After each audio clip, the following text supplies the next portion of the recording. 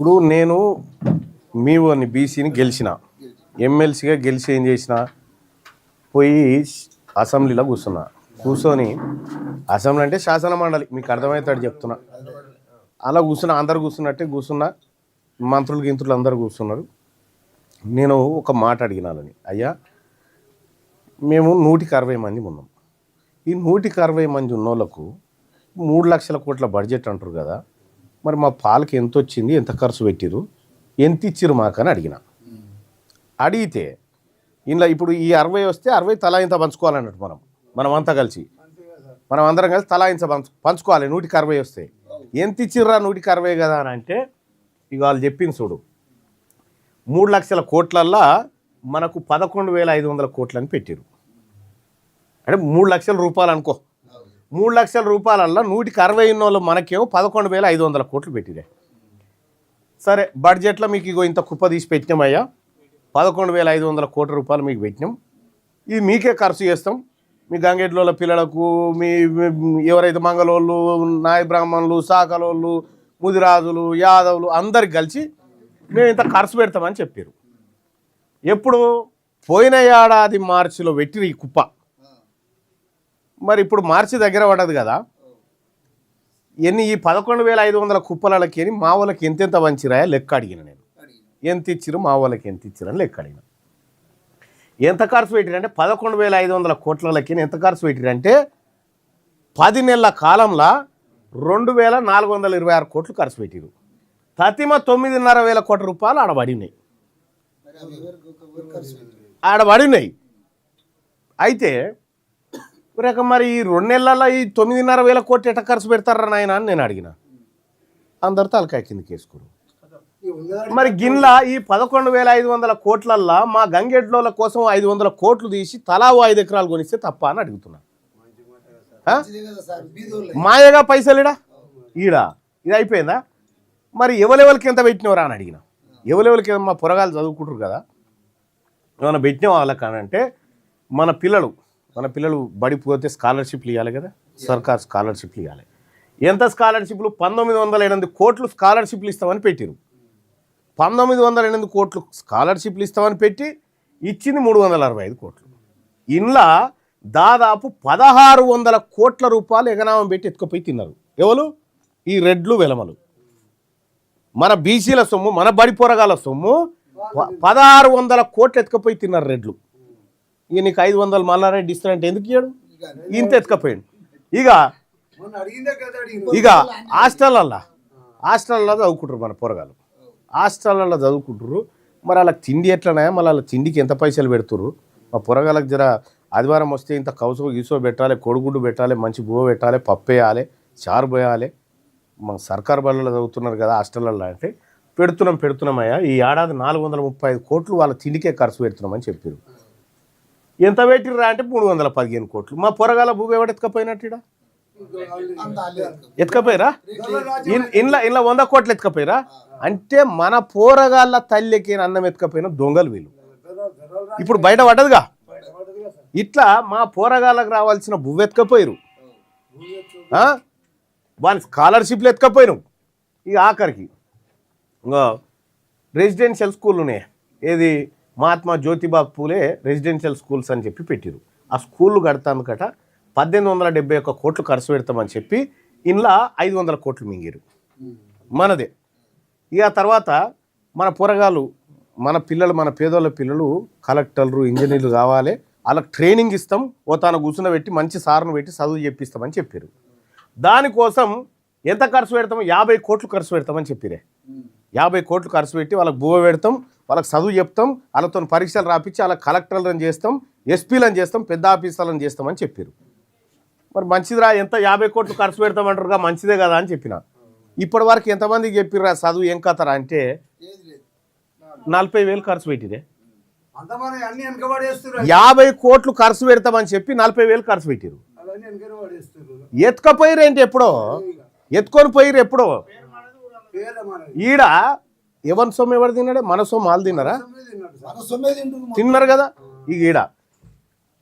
ఇక మన గౌలోళ్ళు ఉన్నారు, గీత కార్మికులు.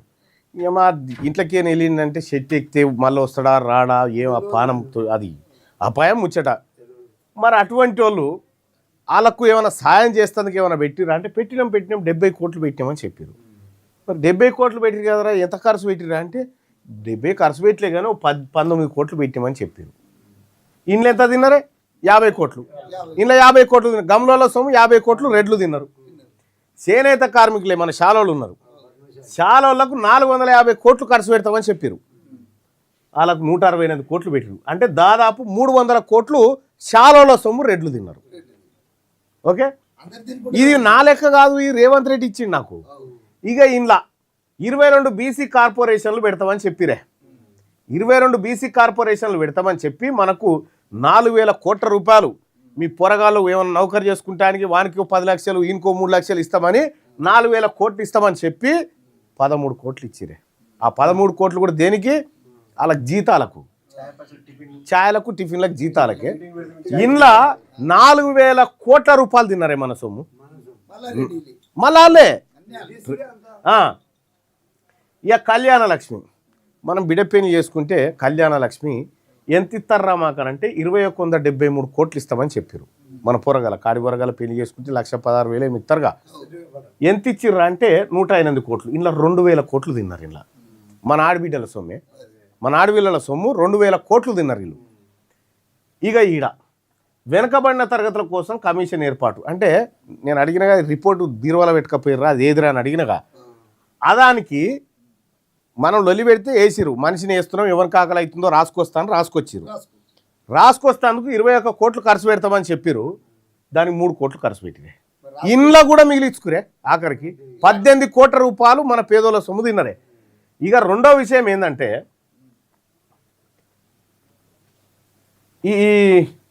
ఇగో ఇప్పుడు అందరి కుల సంఘాల భవనాలు ఇచ్చిరే. మరి మన గంగెట్లోకి ఏమన్నా భవనం ఇచ్చారా? ఇయ్యలేగా ఇయ్యలేగా. మరి ఏవిరా భయ్, మరి మామూల సంగతి ఏందిరా అంటే ఇక 100 కోట్లు పెడతామని పెట్టిదే. 100 కోట్లు పెడతామని పెట్టి 1 రూపాయి ఇయ్యలేదే, 1 రూపాయి ఇయ్యలే. ఇట్లా మన బీసీల సొమ్ము, మన పేదోళ్ళ సొమ్ము ఈ రెడ్లు ఈ దొరలు తింటా ఉంటే మనం బిచ్చగాల లెక్క రూపాయికి 5 రూపాయల కడుక్క తింటా ఉన్నాం కదా. నేను ఇప్పుడు చెప్పిన వాళ్ళకి నా వాళ్ళని నా జాతులను అవమానిస్తా ఉన్నావు కదా, నువ్వు మా సొమ్ము మీరు తినుకుంటా మాకేదో దేవి పెడుతున్నట్టుగా నాటకం చేస్తున్నారు కదా. నేనేం చెప్పినంటే అరే మీతో మాకు సోపతొద్దురా, మా పాలు మాకు కావాలని చెప్పిన. మా పాలు మాకు కావాలి, 100కి 60 వస్తుంది మాకు. మా 60 మేము తీసుకుంటాం. 60 తీసుకొని ఇగో మా గంగెడ్ల పాలు గిది, ఇగో ఇది మా సాకలోల పాలు, ఇది మంగళోల పాలు, ఇది గమలోల పాలు, ఇది ముదిరాజుల పాలు, ఇది యాదవుల పాలు, ఎవరి పాలు వాళ్ళు పంచుకుంటాం. ఇక నువ్వు పంచుడు ఏముంది, పంచుకోండి మనకు రాదా?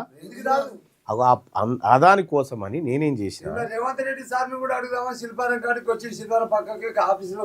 మల్లారెడ్డి ఆయననే ఎగబెట్టిండ ఇవన్నీ, ఆయననే ఎత్తుకపోయి తిన్నాడు ఇవన్నీ. ఇది ఇగోందే తెలంగాణ శాసన పరిషత్తు, ఇగో తీన్మార్ మల్లన్న ఎమ్మెల్సీ, ఇగో ప్రశ్న నెంబర్ ఇది రేవంత్ రెడ్డి రాసి ఇచ్చిండు. మీకు 1 రూపాయి ఏం బిక్కుంటారో పీక్కోపోర్రా అని చెప్పి రాసి ఇచ్చిండు. అంటే మీకు 1 రూపాయి మీరు ఏం బిక్కుంటారో పీక్కోపోర్రా, మీ గంగగిరిలో ఏం చేస్తారో, మీ ముదిరాజులు ఏం చేస్తారో, మీరు యాదవులు ఏం చేస్తారో చేసుకోపోరు, నేను ఇయ్యపో అంటుడు. ఇప్పుడు అందుకోసం నేనేం చేసిన అంటే అరే మీ దగ్గర పార్టీ ఉంది, మాకు లేదు కదా, మాకు పార్టీ లేదుగా, చలో మా పార్టీ మేము పెట్టుకుంటామని తెలంగాణ రాజ్యాధికార పార్టీ అని పెట్టినాం.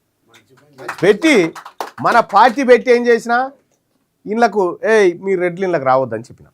మా దాంట్లో చేసుకోము, ఇంట్లో మా పావు షేర్ మేము తింటాం, మా పోరాటం మేము చేసుకుంటాం, మా రాజ్యం మేము తెచ్చుకుంటాం. రేపు పొద్దుగాల మనం ముఖ్యమంత్రులు అయితే మన బీసీల నుంచి అయితే 1 దెబ్బకు 1000 కోట్ల రూపాయలు గంగెట్లోకి వస్తే 5 ఎకరాల భూమి వస్తుంది ఎడకాడ. గా పని చేసేందుకు నేను మిమ్మల్ని రమ్మన్నా. నేను ఆ పని చేస్తేందుకు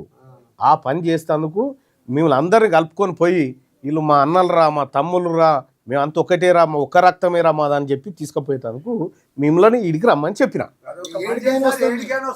గది ఇప్పుడు మనం బీసీలం, ఎడ్లేందే ఎడ్లు వాళ్ళు గాయని ఇయ్యాలా, మనం రాజ్యం వెళ్దాం. ఎన్ని రోజులు కాస్తాం, ఇంకా కానీ వాళ్ళని గాయమనే మనకేం బాధ, వాళ్ళని ఆడమని ఆట, వాళ్ళు ఆడని ఈసారి. చదువుకున్న మన పొరగాలు ఉన్నారు, వాళ్ళు కూడా అదే చేయన్న పని. నేనేమంటున్నే, మన రాజ్యం మనకు వస్తే తప్ప ఏమీ రాదు.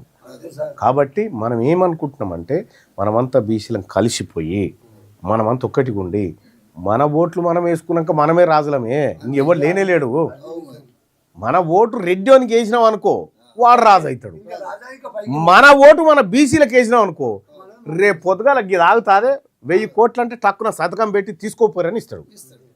అవు గా పని చేస్తాను కానీ మిమ్మల్ని పిలిచిన. మీరు ఏమీ లేదే, మళ్ళా నీ వెనకాల మేము ఉన్నామని చెప్పురి, నేను చూసుకుంటా.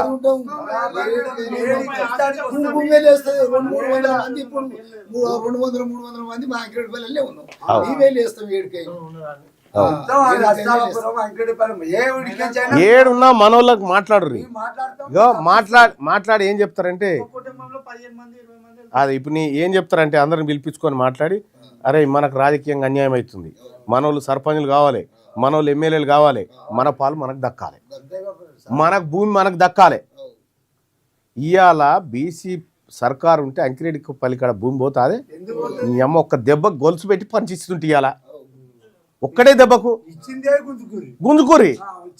నేనేమంటున్నా, అందుకోసమే మనోళ్ళని పిలిచి మాట్లాడరు. అరే ఇది మనకు భూమ పెట్టేది ఉందిరా, రేపు పొద్దుగాల అటు పోవాలరా, మనం తెచ్చుకోవాలరా, మన పాలు మనం తెచ్చుకోవాలరా అని చెప్పురి. ఎన్ని రోజులు బతాం భూమి మీద? ఏనాడైనా ఒకనాడు పోయేదే. మరి ఏందో తేల్చుకునే పోదాం తీయరాదు.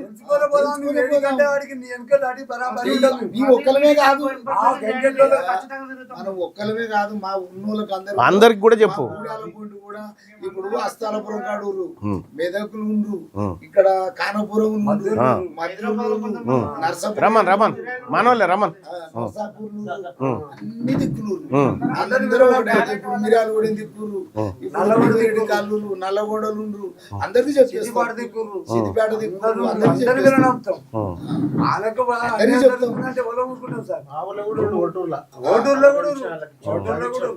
ఆడు మా పాలోడే ఎంకడు పెంటాయి ఉండే, ముసలోడు పెంటాయి ఉండే ఇచ్చి అన్ని ఇల్లు. ఇప్పుడు నేనేమంటున్నా, ఇప్పుడు మనం చేసేదాని దిక్కు ఏమొస్తుందంటే, మనకు భూములు వస్తాయి, ఇండ్లు వస్తాయి, పైసలు వస్తాయి, ఉద్యోగాలు వస్తాయి. ఒకవేళ మనం వాళ్ళకి వేసినాం అనుకో, పింఛన్ వచ్చేది లేదు, ఏదైనా ఎదురు పడితే 100 రూపాయలు మన ముఖాన వారేసిపోతాడు. మరి నీ సొమ్మే కాదనే, ఈ 11,000 కోట్లు నీ సొమ్ము కాదనే, నీ సొమ్ము వాడు తినుకుంటా నిన్ను గంగెట్లోడు అంటాడేమే. వాడు గంగెట్లోళ్ళు అవుతారు, వాళ్ళు పోయి అడక్క తినాలి, మనం కాదు కదా. అందుకోసమే మన సొమ్ము వాళ్ళు తింటారు. కాబట్టి అవి మాకు మీతోటి సోపతొద్దు, మాదేందో మేము బతాం, మేము ఏర్పడతామని చెప్తున్నాం, అంతే. ఇవాళ మనమంతా ఒక రక్తం, మనది మన బీసీలదంతా ఒక రక్తము. మనం అక్కడో ఇక్కడో కులం పని చేసుకొని బతున్నాం, కానీ అందరం కూడా ఒక్క తల్లి పిల్లలమే. మనం అట్లా బతకాలి, అట్లే ముంగడికి పోవాలి. సరేనా? రైట్. దానికోసమే పెద్ద అయినా నేను పిలిచింది ఏంటంటే, ఇవాళ మా గంగెడ్లోళ్ళు ఆడింత ఉండొచ్చు, కానీ వాళ్ళు ఒంటరి కాదురా, వాళ్ళ వెనకాల మేమున్నామని చెప్తున్నాం అన్నట్టు. మేమున్నాం వాళ్ళ వెనకాల అని చెప్తా ఉన్నాం.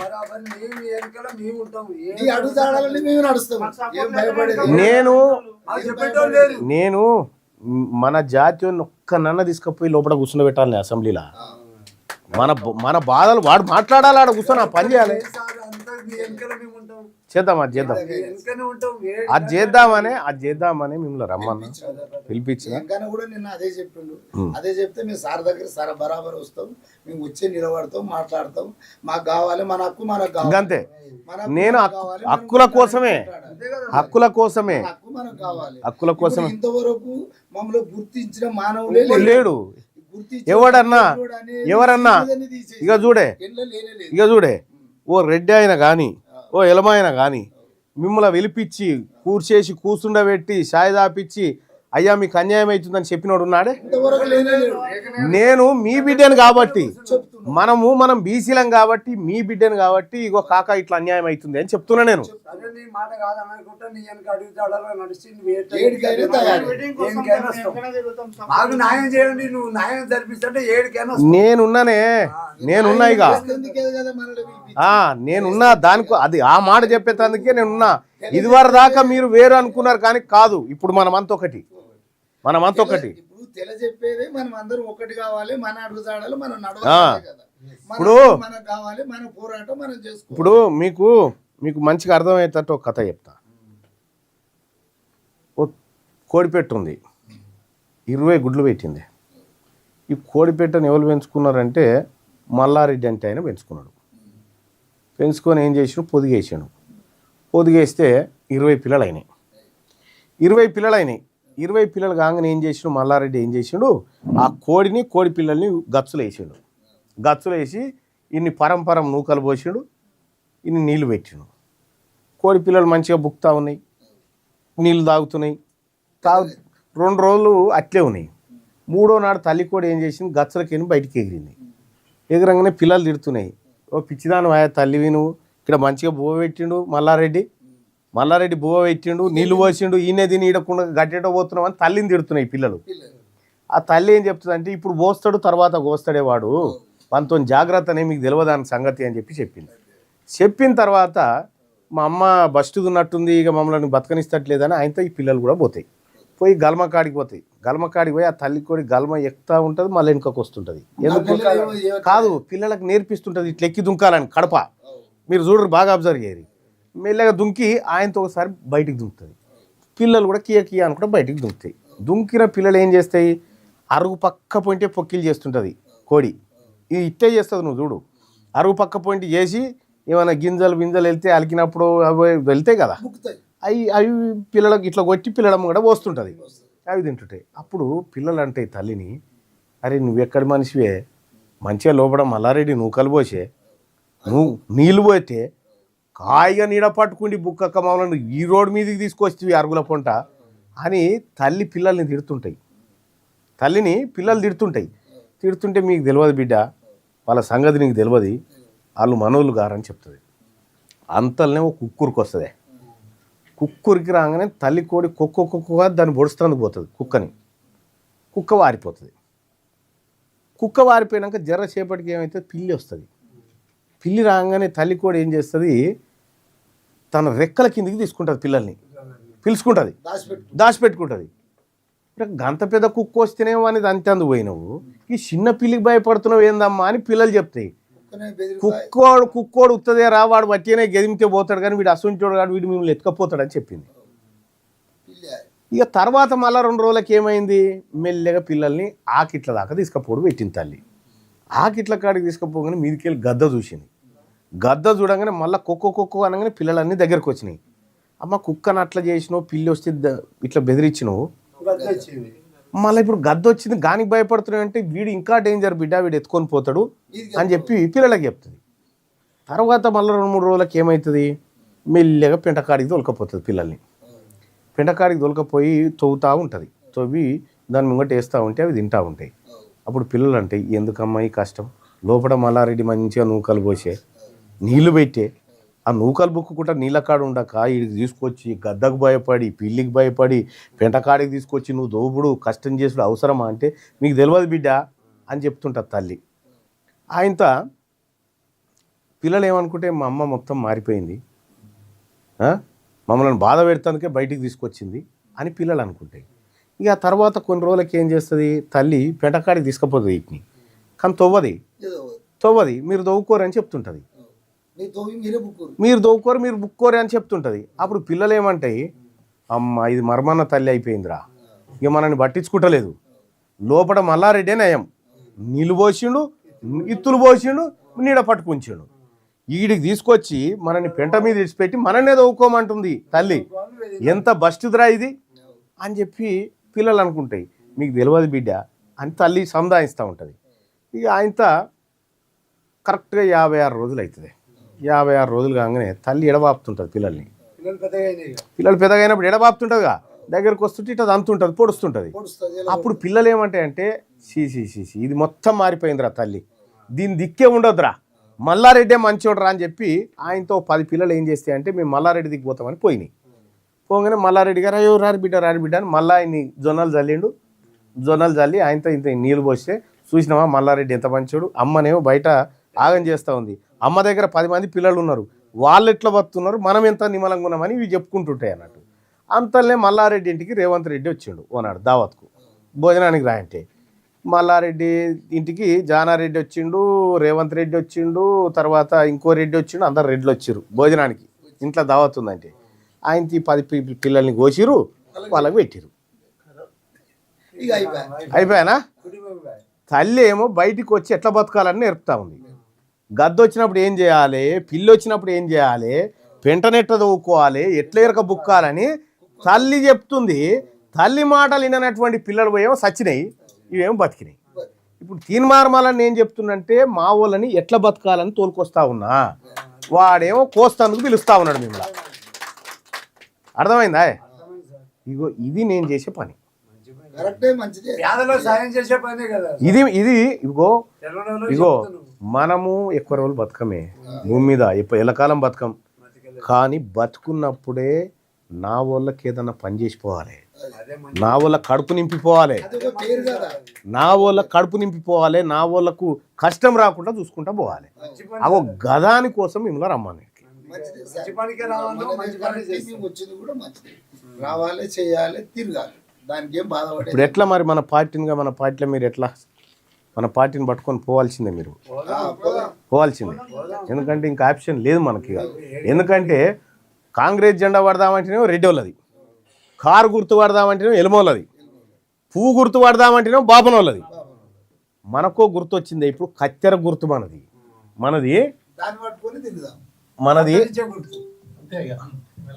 మా పాలు మేము కత్తిరించుకుంటాం రా అని తెచ్చిన, ఇది మన గుర్తే. కత్తెర గుర్తు పట్టుకొచ్చిన. ఈ మా పాలు ఇక మీకు మాకు సోపతొద్దు, రెడ్లకు వెలమలకు మనకు సోపతొద్దు. మా పాలు మేము కట్ చేసుకుంటాం రా అని తెచ్చిన. ఈ పచ్చదనం ఏమో మన రైతులది కష్టపడి, ఈ ఎర్రదనం ఏమో మన కార్మికులది, కంపెనీలలో ఆడిడ పనిచేసేటోళ్ళది. ఈ పిడికిలు మనది, ఈ వరికంకులు మనవి. వీటన్నిటి కోసం ఇక మాకు అధికారం కావాలని తెచ్చిన. కాంగ్రెస్ వాళ్ళకు ఒక పార్టీ, రెడ్డి వాళ్ళకు ఓ పార్టీ, వెలమోళ్ళకు ఓ పార్టీ, బాపనోళ్ళకు ఓ పార్టీ ఉందిగా. మన బీసీలకు కూడా పార్టీ తెచ్చిన, మన పార్టీ తెచ్చిన. మన పార్టీ మన గుర్తు మాది మాకున్నది పోవే అని చెప్పాలి. ఎవడన్నా వస్తే మాది మాకున్నదా, మా కత్తెర మాకున్నది, మేము చూసుకుంటా పో అని చెప్పాలి. చాలు. ఇంకా ఇప్పుడు మనం ఓటేస్తా ఉంటే మన పొరగాల కూడెత్తుకపోవటే, మనం వేస్తా ఉంటే వాడు ఎత్తుకపోవటే. ఇగో ఆ గద్ద ఏదైతే ఉందో ఆ గద్ద ఇళ్ళనే ఉంది, ఆ పిల్లి ఇళ్ళనే ఉంది. గట్ల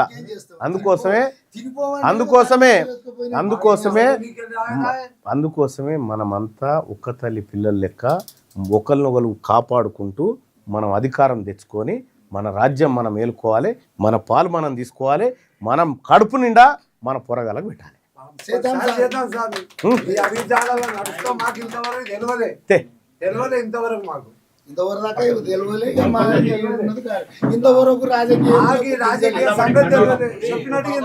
ఇప్పుడు ఎట్లుంది, ఇప్పుడు ఎట్లుంది, ఇప్పుడు ఇది నీ పార్టీ, నీది.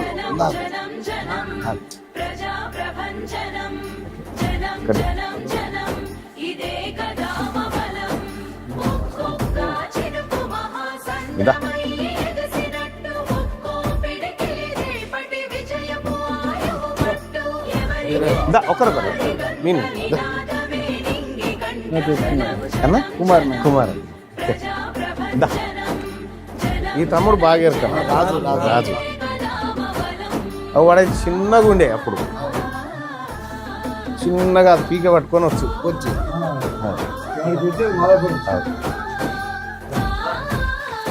నేను ఆ వెనకటి నుంచి చెప్తానే ఉన్నా.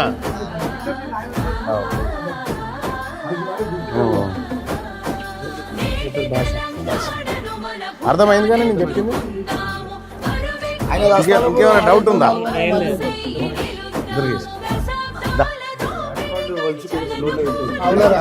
రాజు అచ్చా ఆహా. దా.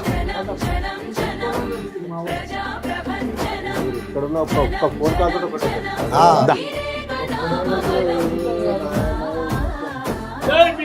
జై బీసీ జై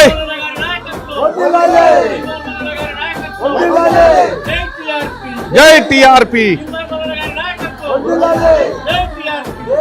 జై బీసీ థ్యాంక్ యూ